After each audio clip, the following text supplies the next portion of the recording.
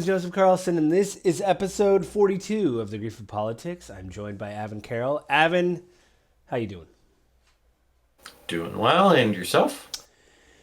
Good. This episode I think is just going to be a recap. I think that's why we started with the BBC article, and we've actually included it here so people can follow along if they want.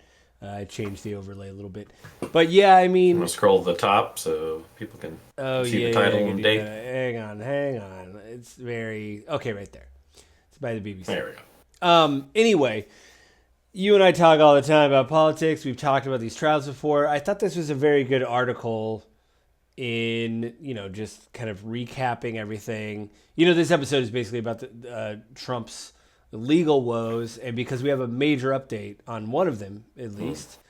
And I think another one that I read that I couldn't verify, though. We could talk about that.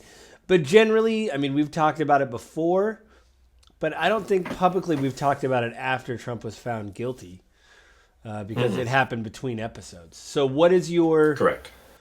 what is your kind of like perspective now that Trump has been found guilty on 34 counts, 34 felony counts? So for me personally, like nothing really changes a whole lot. Like this conviction was not a surprise. I guess it kind of was a surprise. I didn't really expect them to hit him with all 34 counts, but kind of the way it was laid out, I'm not surprised it was with all 34 counts. I Right. know there are some questions of like the jury instructions and how that works.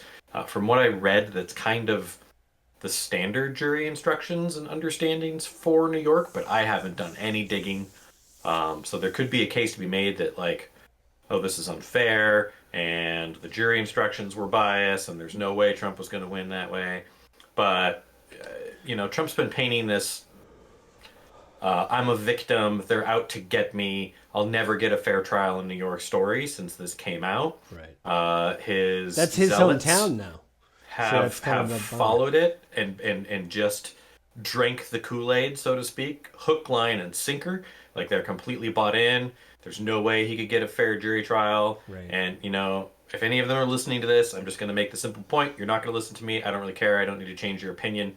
Um, but hopefully, if you're listening to this, you're at least trying to get some perspective. The the fact that it was a jury trial, Donald J. Trump's own attorneys that he selected and hired and has given his hundreds of thousands, if not millions of dollars to, selected to the jury with the prosecution. They got to make their case. Right. This is how all criminal justice in our country takes place. And, right, like, the jury decided unanimously to convict. Now, maybe the instructions were kind of fuzzy. We'll go to the appellate court and let them make their decision if there was anything wrong in it. Trump's attorneys, like, there's all kinds of exploration and digging into their strategies and what they said and what they did. And most legal professionals that I've read have said that Trump's attorneys missed many opportunities to object, to stand up for stuff, and then always seem to do it in hindsight. I read a really good breakdown from a former attorney that basically outlined that one of Ruth Bader Ginsburg's last cases that she wrote the opinion on basically cemented into law that attorneys have to use the legal strategy that their client dictates to them. Yeah. And so the speculation was that Trump dictated to his attorneys the strategy he wanted to take. And for me, I think he wanted to lose because this allows him to paint a reckless justice system that's out to get him because he's found that that works with his base. And this particular case is a really, really good case to do it because it's a new legal theory. It kind of hinges on sort of a shoestrung, barely connected together idea.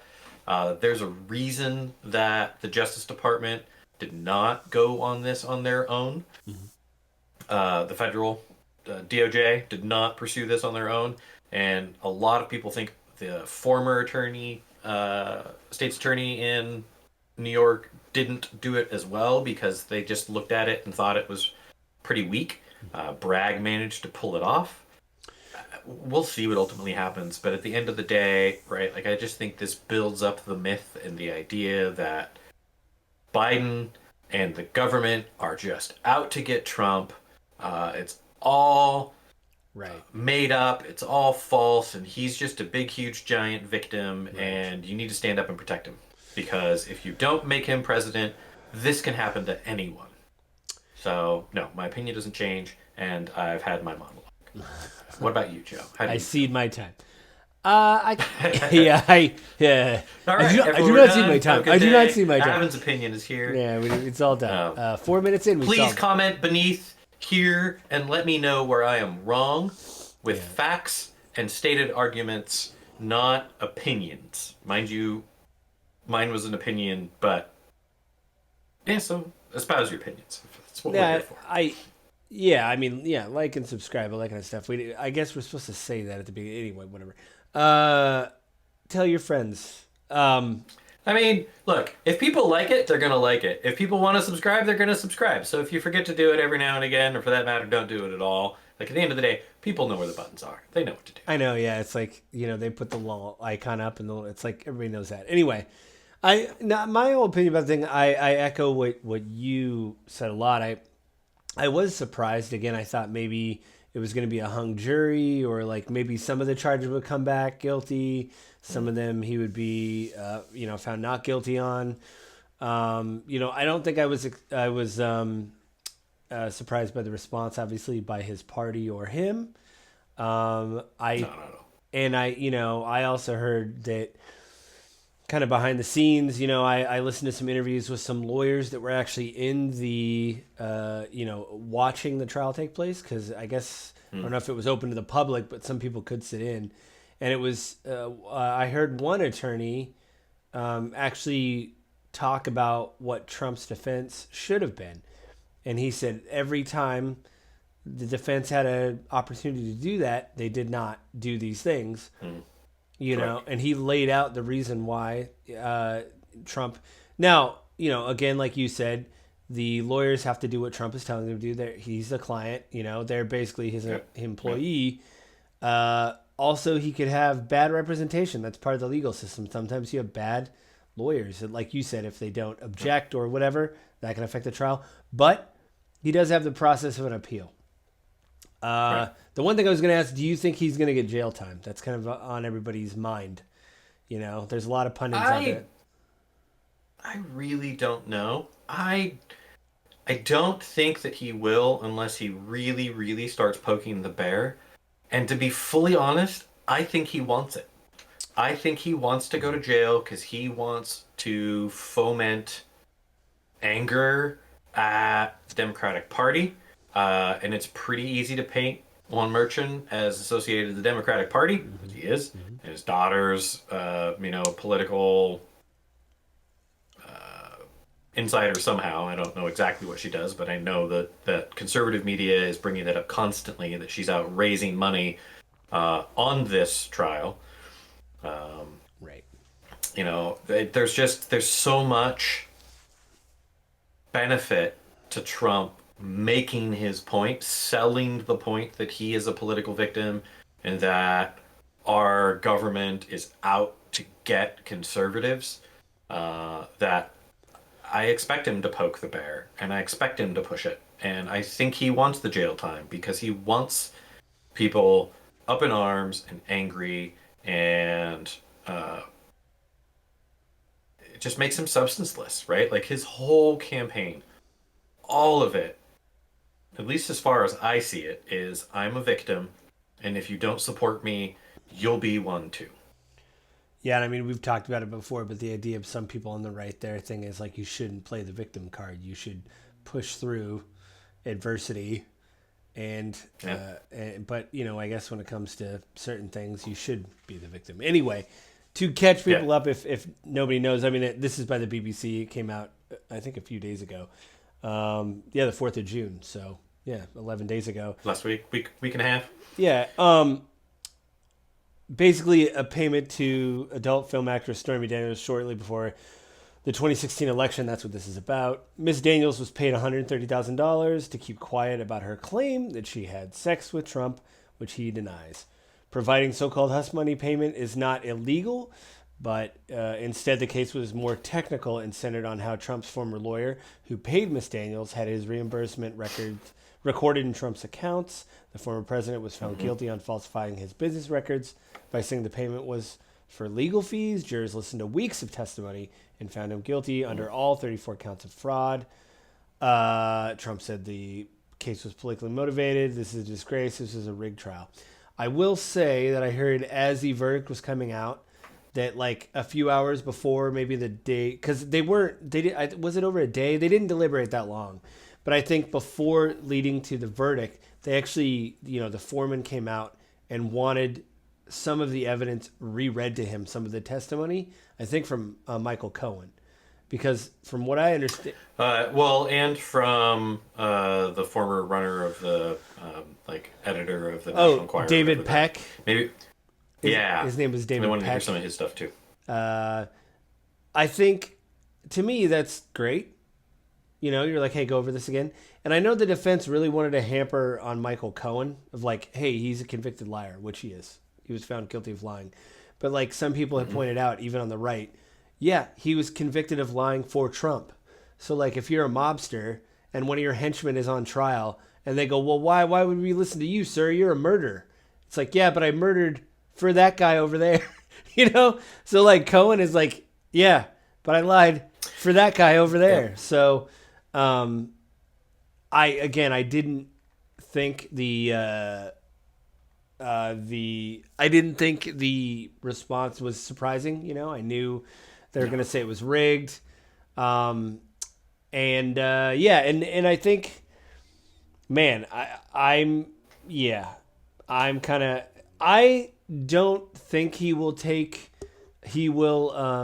go to prison, because it is a nonviolent crime. He is a white collar offender. Very rarely do people under this conviction actually go to prison. Right, yeah. Right? It's like the only way I think he'd actually do prison time is if he keeps attacking the judge's daughter and the judge himself. And he was under a gag order like double-digit times. I want to say at least 10 times he violated the gag order. So the judge is probably going to take all that into account. But of course we have to, and then I've heard the theory that the judge might wait for the appeals process because he might say, well, and they might, if he says like a year probation, then the defense could be like, well, I mean, it's not what we wanted, obviously, but like, it's not as bad as we could have got. So, maybe Trump won't go for an appeal. Maybe he'll be happy with probation and, move on. So, I mean, I don't know.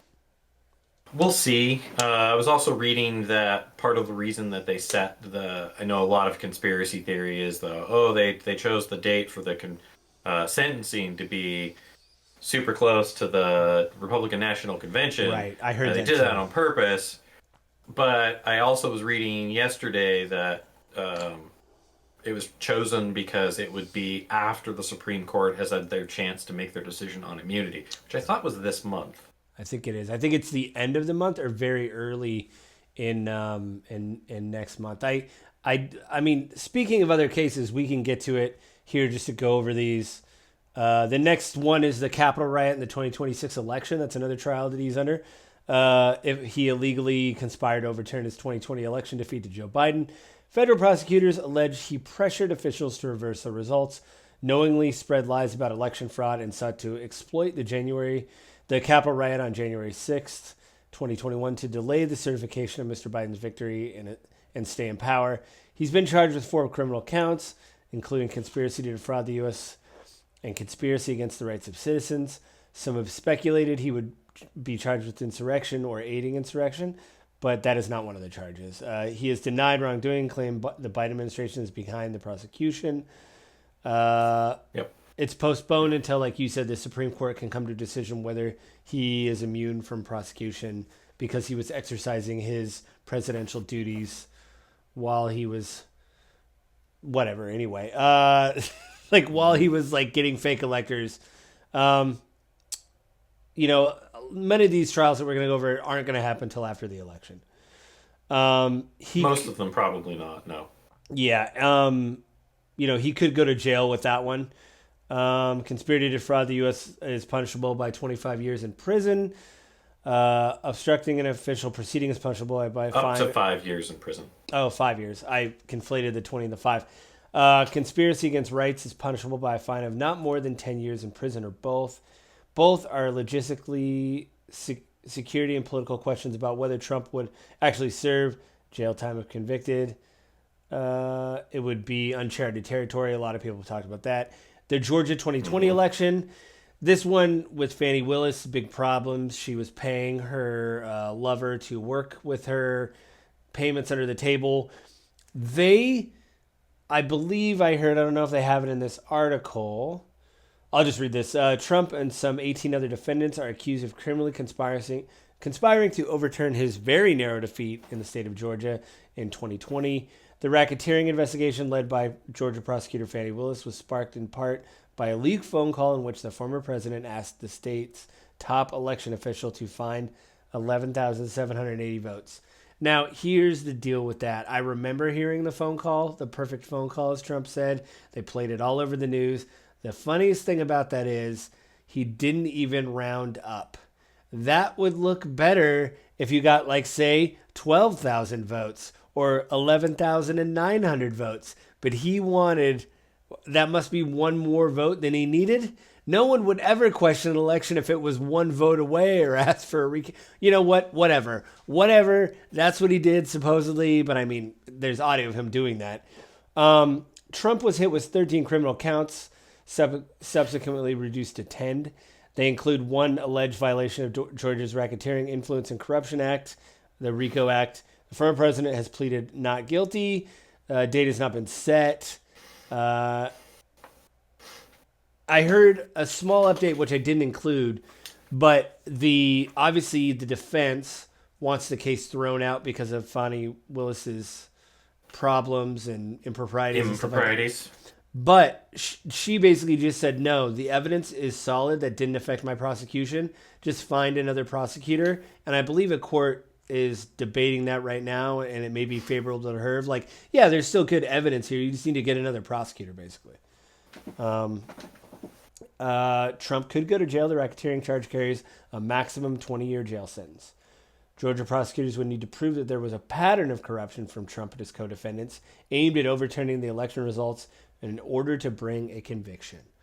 As for making false statements, that carries a penalty of between 1 to 5 years in prison or a fine. And then, yeah, that's bad. Apparently, there's reports in that case of him having these fake electors and them knocking on people's doors, like actual vote counters' doors, to influence like how they were counting. And they said after this has happened, they've still been harassed. Because the vote counters? Yes, they're still being harassed from Trump supporters that say they're not doing their democratically, they're not doing their job, basically. This one, I think even people on the right are like, this is a classified documents case that is happening in Florida right now. What's it about? Whether Trump mishandled classified documents by taking them from the White House to his Mar-a-Lago residence after he left office. It is also about whether he obstructed the FBI's efforts to retrieve the files, as well as the criminal investigation into his handling of them. The majority of the counts are for willful retention of national defense information, which falls under the Espionage Act.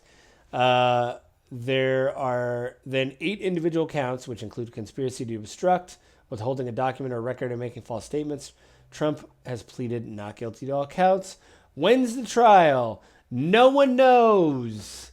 No one knows. It says right here, this was written before. This is a mess. I actually have heard a little bit about Eileen Cannon. I gotta say, it doesn't look good, man. Every once in a while you go, well, that's a weird, whether you're Democrat or Republican, you can be like, well, that's a weird way to interpret that, but people are interpreting the law. But it seems like Eileen Cannon, in every instance, has been trying to give Trump a win. Like the latest one that got knocked down by the appellate court, I heard, was she said, well, if all this is going on, you know who's going to have to read these super secret documents if they're going to be involved? The groundskeeper. You know, the guy that you said was hiding documents? He's going to have high security access to read these documents.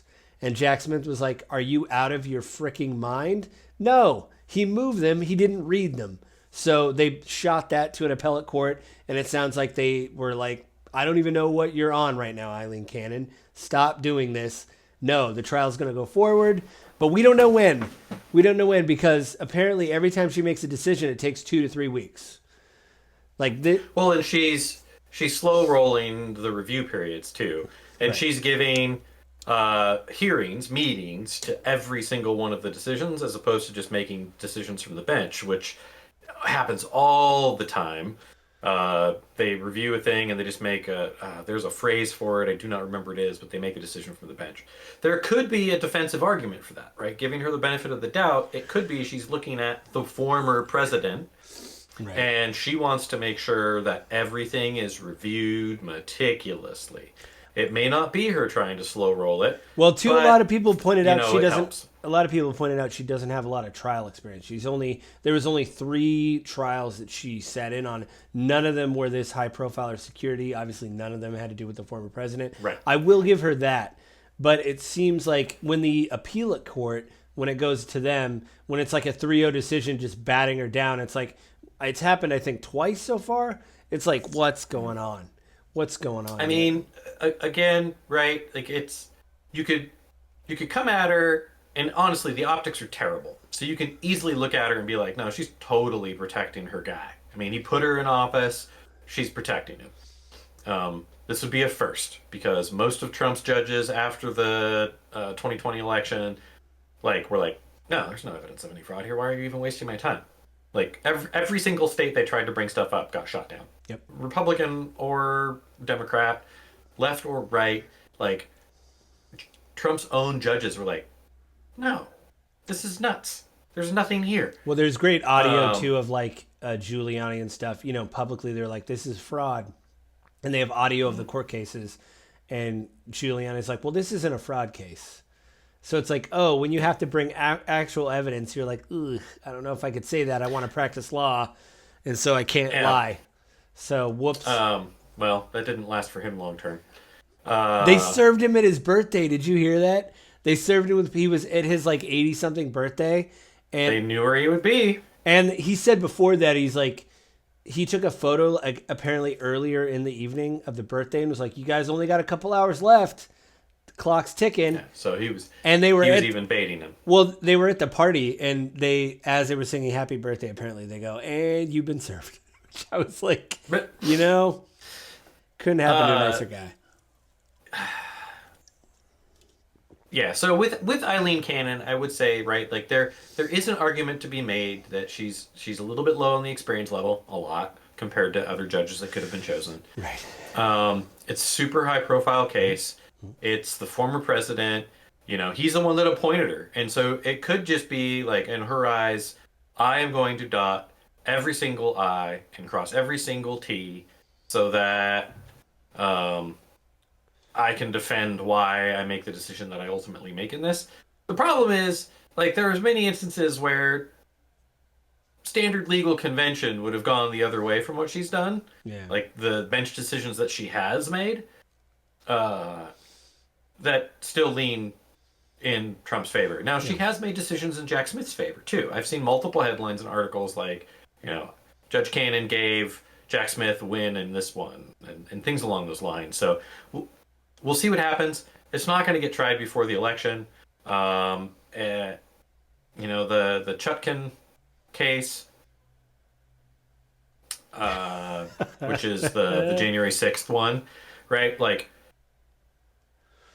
Depending on where the Supreme Court lands on immunity, if they do decide that Trump was not immune and that's the decision that they actually come forth with, the Chutkan case might be getting heard right at election time. Now, if that's true, Trump shot himself in the foot by going for immunity because he would have to be in the courtroom in the final stretch before election. Yeah. But It's he's going to, of course, blame them for timing it, and it's all their fault because they timed it this way. It's election interference, and no one is going to remember that. Oh yeah, if you had just taken the immunity status from the appeals court, that the decision that they'd made, and not gone to the Supreme Court, this would have been decided months ago. right. Yeah. But he has to delay. He has to. Yeah. Can't he go to jail for the documents case? These charges could, in theory, lead to substantial prison time if Trump is convicted. Looking at the letter of the law, the court, under the Espionage Act, carry a maximum sentence of 10 years. Other counts related to conspiracy and withholding or concealing documents each carry maximum sentences of 25 years.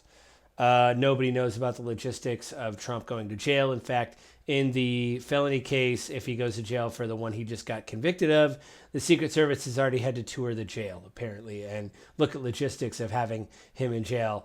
And you know what? I just want a photo. I just want a photo of two guys in suits in front of the bars and him. It's not going to happen. But I thought there was one other case, too. But apparently, I'm thinking there was 4. Maybe that's the other 3 they broke down or whatever. I wanted to bring this to everybody's attention because I saw a Democratic senator. I forget his I think his last name is Liu, and I believe he's from Hawaii.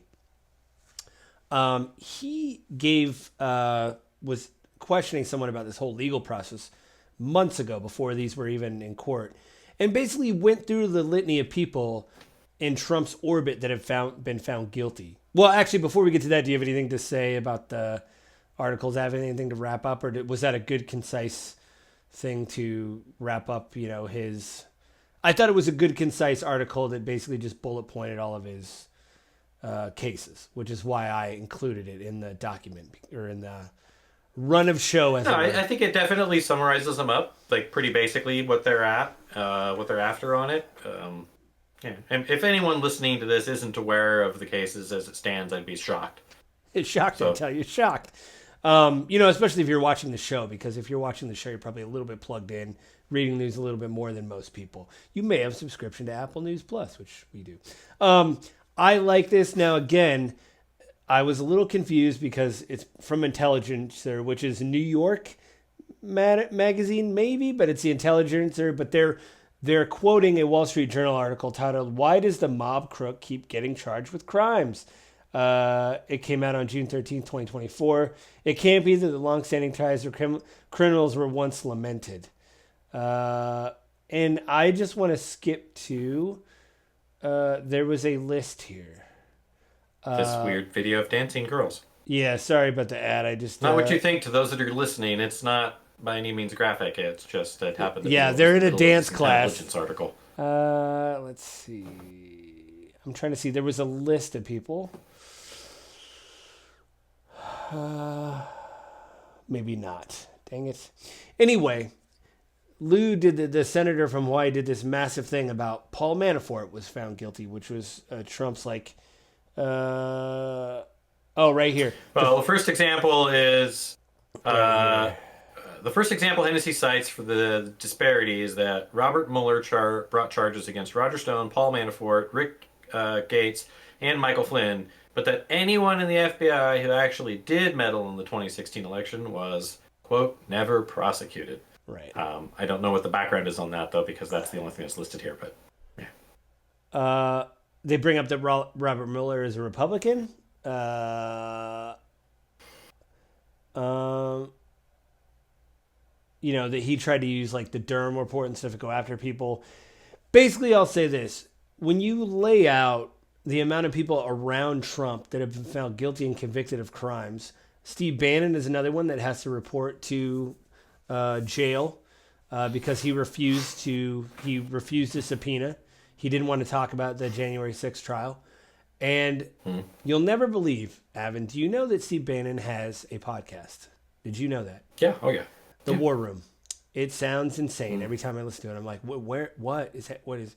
Anyway, every time I listen to like 2-minute clips, I'm like, what is happening? This would make a great fictional podcast. He cited in his defense of not being able to go to jail, or why he needs to serve probation, not go to jail, is he's got podcasting duties. So he's got to work on the podcast. He literally used that as a defense. So, Evan, if you were ever facing any jail time, you and I could be like, listen, we got a podcast every month. It takes a long time to talk about and plan. Could we just not go to jail for that time? Because if Steve Bannon has taught me anything, it's that. Hey, the people that listen to this, they deserve to hear us. That's right. And it would be a crime at national scale. It would be a crime. A hindrance to the future of our nation if you or I weren't able to do It would be a crime to not allow us to speak these, read these articles. I just got to say,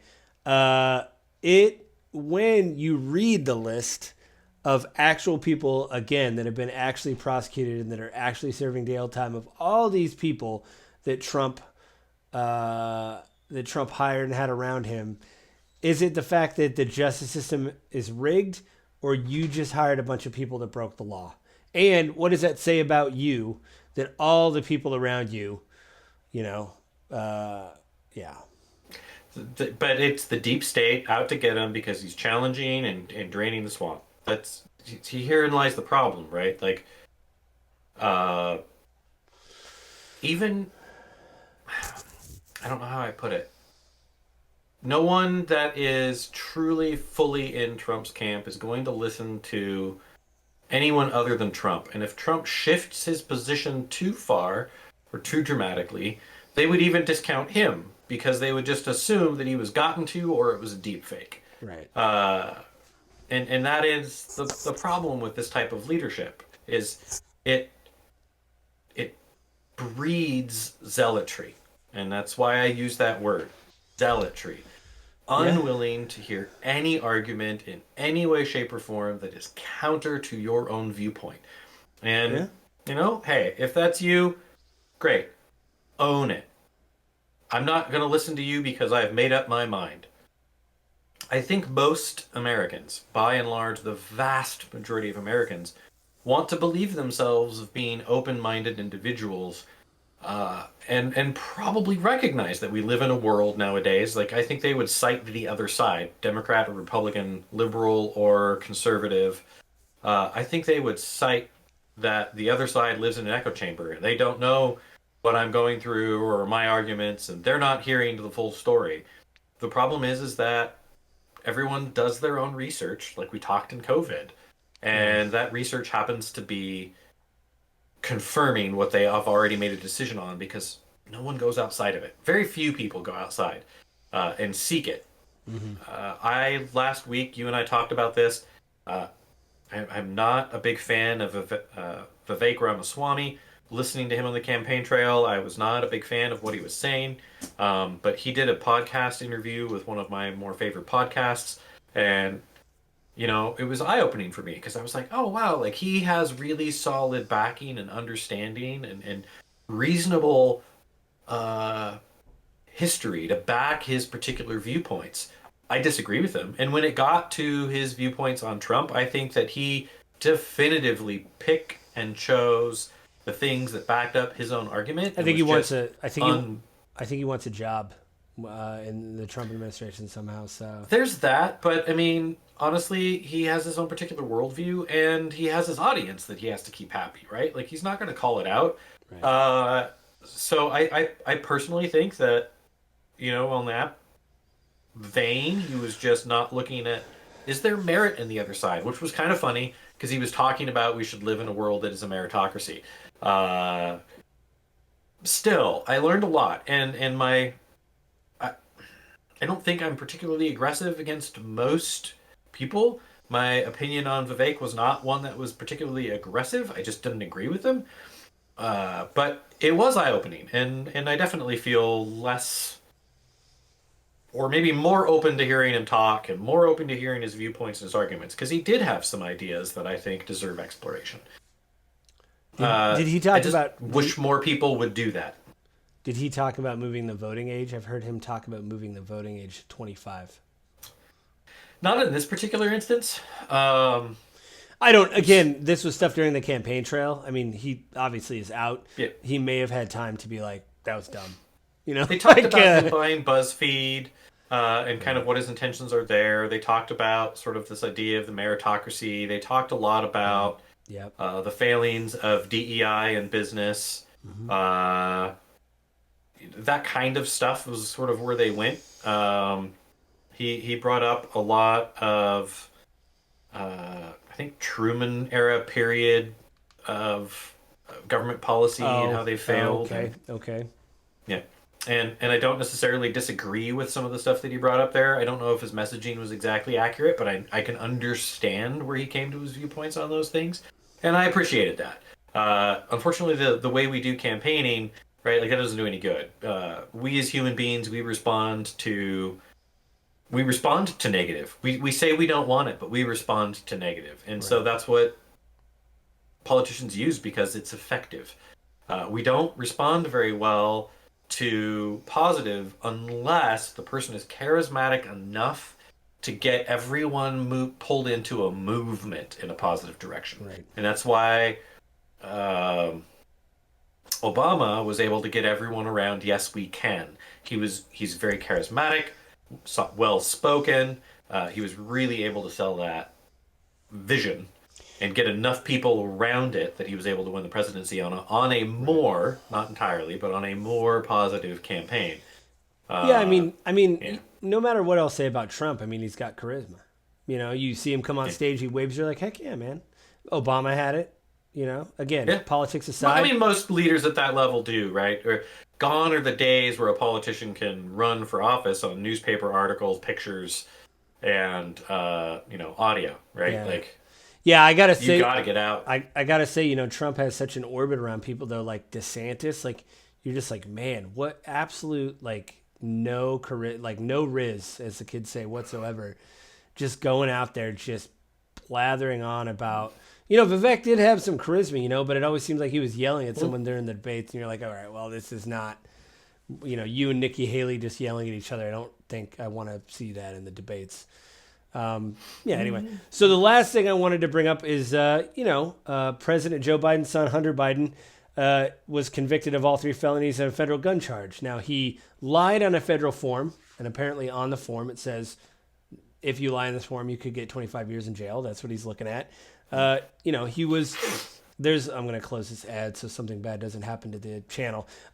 He apparently was using drugs and then not using drugs and then relapsed and then got a gun, signed a form and got a gun. The gun was not used in a crime or anything like that. He didn't hurt anybody, but he did lie on a federal form.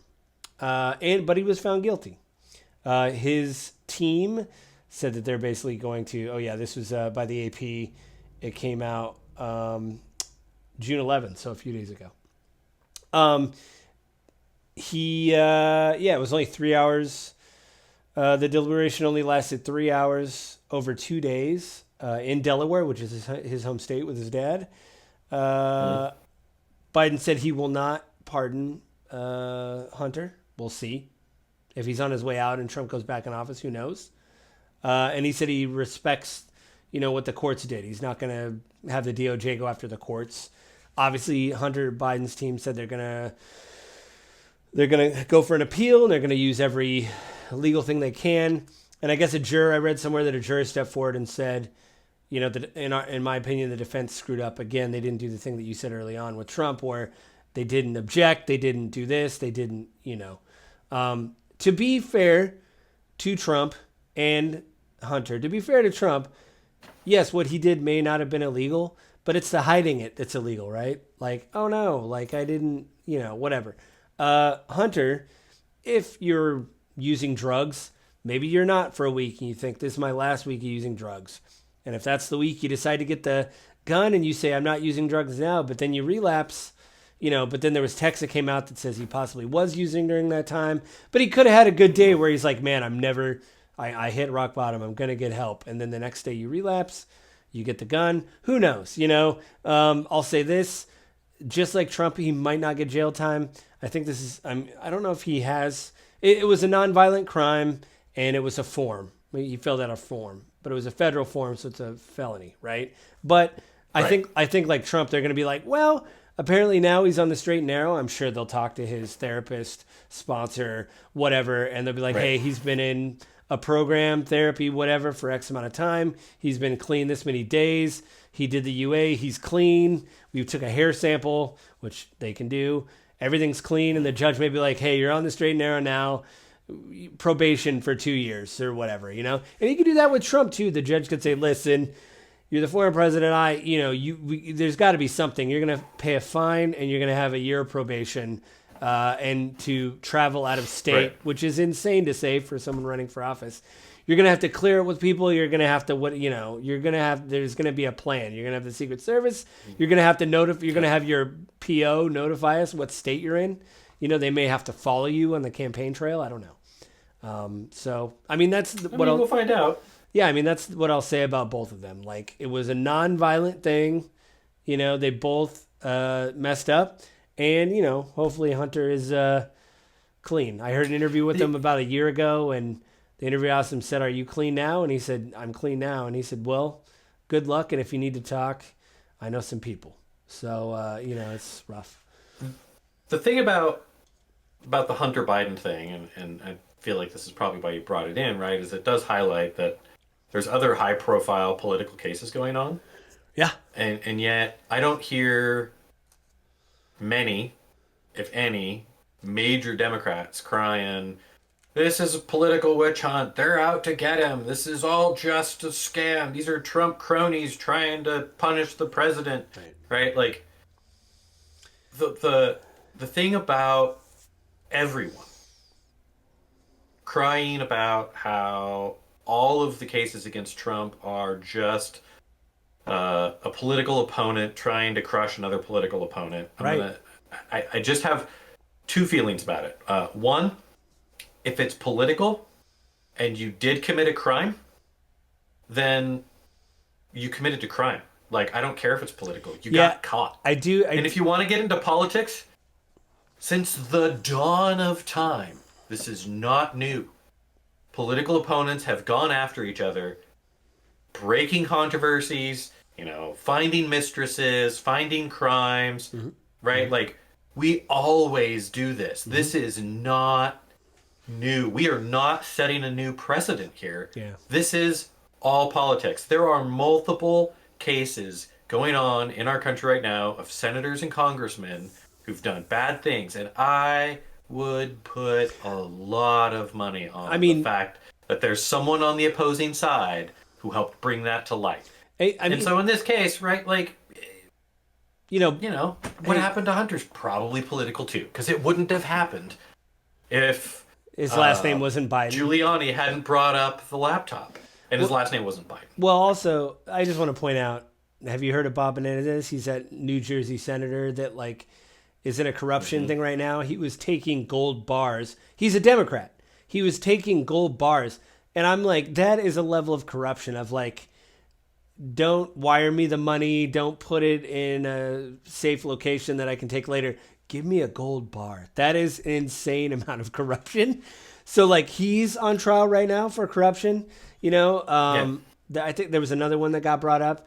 And I'll just say, like, hey, man, the right keeps saying, well, what if we wanted to go after Hillary? And it's like, that's not the get you think it is. Go ahead.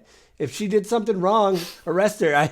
I don't on the right when the president should not be immune, right? Like, we live in a country that is governed by the rule of law. Yeah. Like, the whole idea. And Trump, I believe, said this on his own campaign trail. Yeah. Right? Like, the president shouldn't be above the law. Yeah. And has now flipped his point. Now, maybe I'm wrong. I haven't found that audio anywhere. I would be not surprised in any way, shape, or form if he said that. He did say lock her up, too. He said that a couple times, but that's fine. Yeah. I mean, he's definitely accused her of crimes that she needs to be punished and blah, blah, blah, right? So, just anyone who's following him in this and making that argument, I would just beg you to look at all of our politics as a whole and the history of our country and how much of it is politically motivated when this kind of thing happens. Like, this is not new. We aren't setting a new dangerous precedent. We've just raised the existing precedent to a higher level. And usually, presidents have made it as far as they are because they've managed to either be really good at hiding it or because they've learned to play the game in such a way that they have allies that don't flip on them. Yeah, that's Donald J. Trump's allies do not protect him well. I because mean, he will throw anyone under the bridge to yeah. save his I life, under mean, the bus. years ago, I mean, in New York, apparently there's reports of like, when he was doing uh, real estate and like property management and getting stuff, using contractors to do work. Back in like the 80s, they're like, that guy doesn't pay. He doesn't pay. Lawyers, I remember when this all started, when he was leaving office and all this was like on the horizon, there was reports coming out that law firms were like, no, because one, he doesn't listen to us when we give him advice, and he doesn't pay us. So we're not going to go stick our neck out in the line because we want to keep practicing law. Again with one of the felony, the 34 felony charges of falsifying business records. Apparently, there was another woman lawyer on the team that stopped signing the legal documents they needed because apparently there's talk that she even found it like this is kind of not good and it could get me in trouble. Like I'm not saying that this is illegal, but this is a gray area and I still want to keep my law license. I would recommend there's a YouTuber named Legia Miller. I usually don't recommend YouTubers, but she was a former lawyer. She breaks down this whole thing of she did a video on some environmental thing and she's like, I actually can't talk about this because my company was involved with the litigation of this. But anyway, with the Trump one, she breaks down like how, what this could mean for like the legal system. Like you said, it is political, but if there's something there, something's there. So check out her whole If you channel. broke the law, you broke the law. If you get caught breaking the law, you should be prosecuted, convicted, and punished. Right? The idea of lawfare that they're bringing up now, I'm like, man, that's a great catchphrase. And I mean, leave it to Donald J. Trump, man. Like the guy's good at marketing and branding. Did he come up with it or did the someone people else? around him are. I heard it, and I don't know if he came up with it, but I mean, hey, latch onto it if you got to use it. He's gonna latch onto it, right? Just- and it sells a great message. It resonates very well. Lawfare, lawfare, lawfare. You're hearing it all over the place in conservative media now. Well, now all the Democrats have to do is just say, convicted felon Donald Trump. Just keep saying that every time they bring him up on the news or in a campaign trail.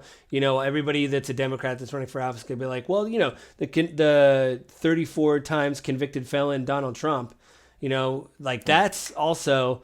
Yeah, I heard of people on the right But that doesn't move the needle enough, right? Like, we've really got to move the other audience. This is why I wanted the documents case to come out and actually get tried. The classified, the one in Florida? Yes. Yeah. Because the evidence in that case, if you haven't been following any media outside of conservative media, the evidence conservative media doesn't talk about it. They don't. They don't go through the evidence.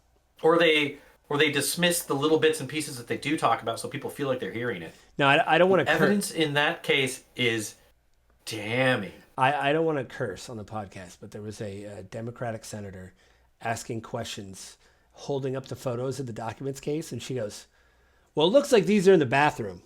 But she didn't say bathroom. She used the S word. She goes, are these documents by the S word? And I was like, respect.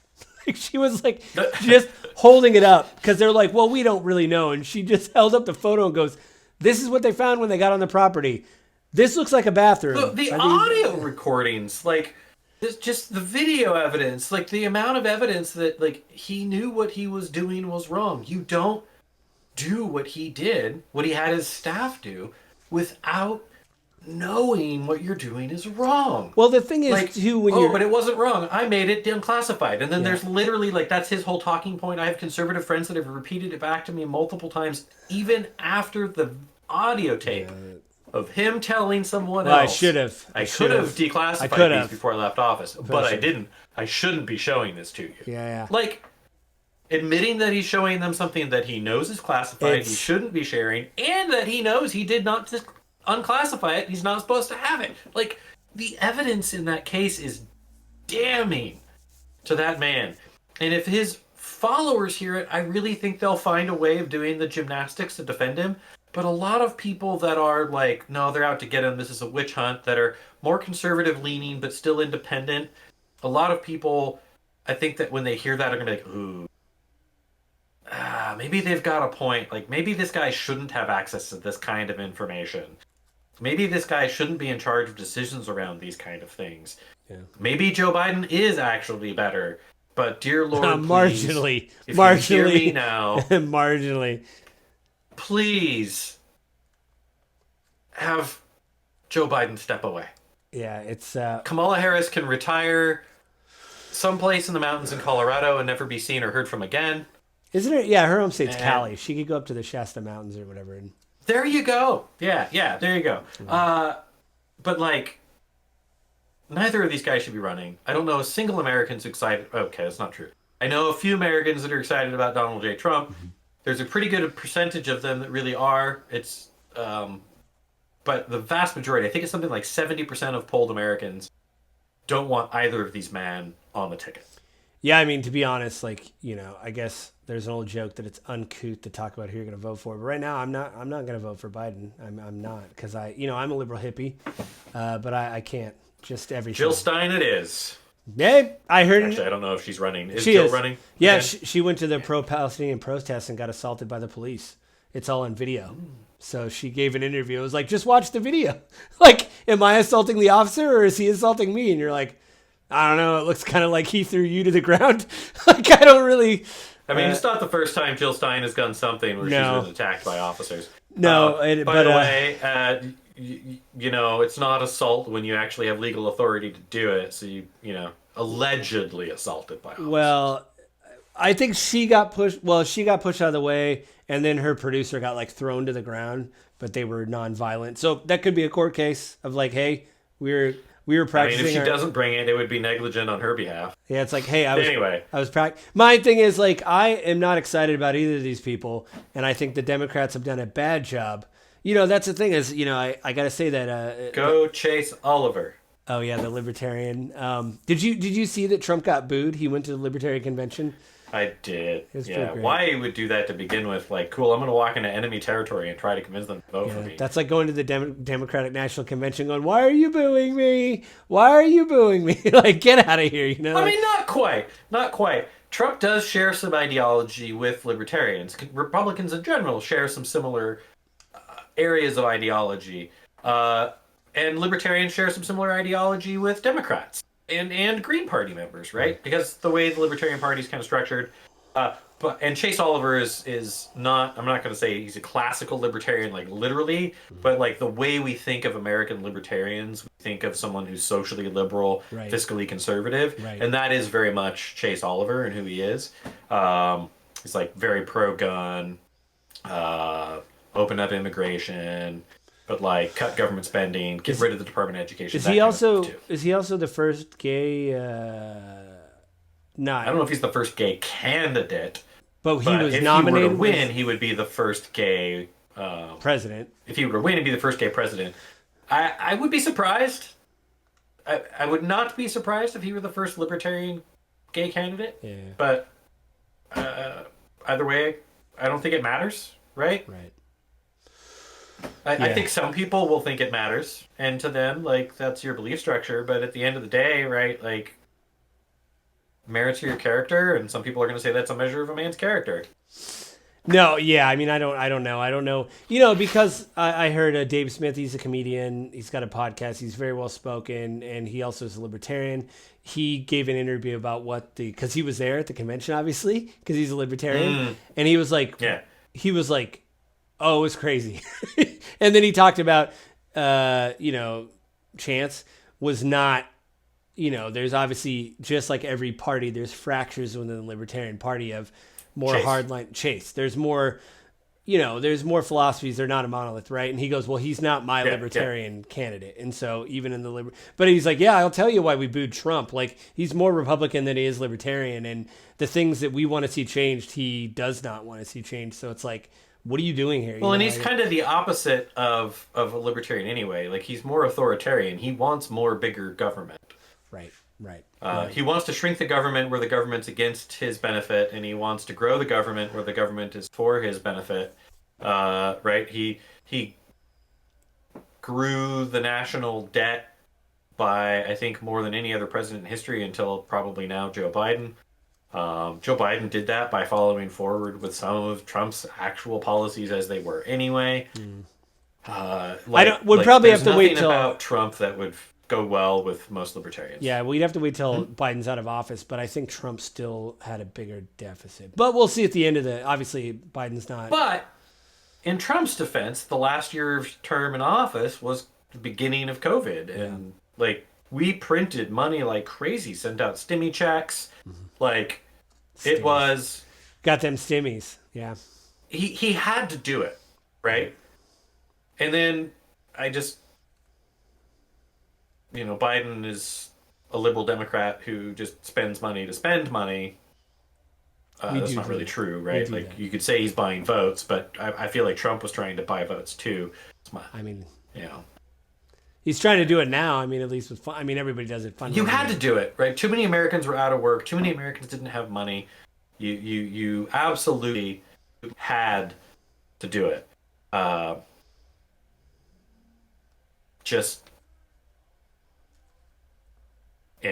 Neither of them. What a great way to end the episode for the long-term health. Us just shaking our heads the whole like, oh man, I don't. You guys have a good. We'll see you next month. Before we leave, Avin, is there anything you want to plug? Before I think that sums up your thoughts. You just shaking your head at the end. I just looked over the. Anyone, just not anyone, right? Like, there were jokes in the 2020 election of like, any competent adult or reasonable adult or something like that, and I think. I kind of feel the same way again. Like, why on earth are we putting these same people back on the ballot? Well, don't get it. There has been polls to show that you can take a generic Democrat, run it against Trump, and they do better, and a generic Democrat against, or vice versa. If you take a generic Republican and run it against Biden, the generic Republican does better than Trump. If you have a generic Democrat and run it against Trump, the Democrat does better than Biden. It's like you could, like even, you and I watch Breaking Points. Even Dean Phillips was very honest when he was running on the Democratic ticket. He said, "Hey, I get I'm not flashy, but I think if I got a chance, then I could do well." And it's the way the primaries work and all that. Anyway, is there anything you want to plug before we leave, Avin? Yes. So same thing I bring up every time. Your Agent Guide. On YouTube, I've got the videos are older at this point, 1.5 years, 2 years old. Information is still, a lot of it's still very, very useful. I am a realtor here in Washington State, and my primary objective with my real estate business is not to be your agent, but to help you find agents I know and trust, agents in your area that are skilled and professional. Obviously, if you want me to represent you, I would, but that is not my intention. I'm not out to do that. I have a good full-time job that I absolutely love. So I'm picky about who I pick up as clients. I will. Yeah. Again, actually, we don't really talk about what we're going to do, but seriously, I've been debating whether we should do another real estate episode maybe next month. There's a lot of stuff with commercial real estate and just the housing market in general. It's just crazy. Yeah. So maybe we'll do, because we haven't done that. I'd have to check the numbers, but we haven't done that in a long time. And I if I remember right, that was the one where you sent me notes because you were very sick. And I read articles. It was like a 30-minute episode where I said, well, the person that knows the most about real estate is bedridden right now. So, but we did it again and some numbers weren't out, or we were just looking at private housing. I think we should look at commercial real estate maybe next month, because commercial real estate's a completely different game than private real estate. And it's, it's a backbone to the economy. Banks are propping up these buildings. I mean, we'll probably have, and it's going to affect, if people can get housing, or, are we going to, the grief of politics, will we be able to convert these high rises to apartments? It's very difficult with permitting, and just to do it logistically, is it worth it? If you get a building for a fire sale for a quarter of the price, can you, whatever. Maybe we'll talk about that next month, because there's a lot of moving and shaking on that, and I keep hearing more and more about it. So there was an FBI raid I told you about this morning that kind of blew my mind. Yeah. I just can't believe the FBI. I know this isn't what happened, but I just imagine a bunch of heavily armed FBI agents busting down a door and pointing a shotgun at a server. I don't know why. It had to do with AI, and I know that too much Family Guy. I know that's why. I was like, what are they? They're like, you unplug yourself. You unplug your. Like they're yelling at it anyway. Yeah, that's not how FBI raids work in this scenario. That's what I Sorry, think. Joe. Anyway, Just they show up, FBI, they come in, and they storm the space, they tell everybody and to then start stop. gathering the They documents. tell everybody in the office to stop touching their keyboards for obvious Yeah, logistical reasons. yeah. Yeah, like many white people, I have several podcasts I'm running. This podcast that comes out once a month. You can join us every month when we talk about politics. I have the Gaming with Grief, comes out every week. Occasionally, Avin's on that. Hopefully, we'll get him on for a good reason. Maybe not the ones where it has to do with layoffs and stuff that we've been doing lately. And then I have a tabletop thing, which we also should get out on that too. Maybe do a one shot or something. Yeah. So that's what I do. That comes out every week as well. I'm doing extra episodes because we have so many banked. I want to get caught up. So those will be coming out probably like 2 or 3 a week until we get caught up to where we're at now. Thanks everybody for joining us. Remember to like and subscribe if you're watching this on YouTube. If you're listening to it, just also subscribe to it. Maybe you happened upon it in your feed. Hopefully it was recommended and that the algorithm is working in some way, shape, or form. And, that's it this month. And we'll talk to everybody next month.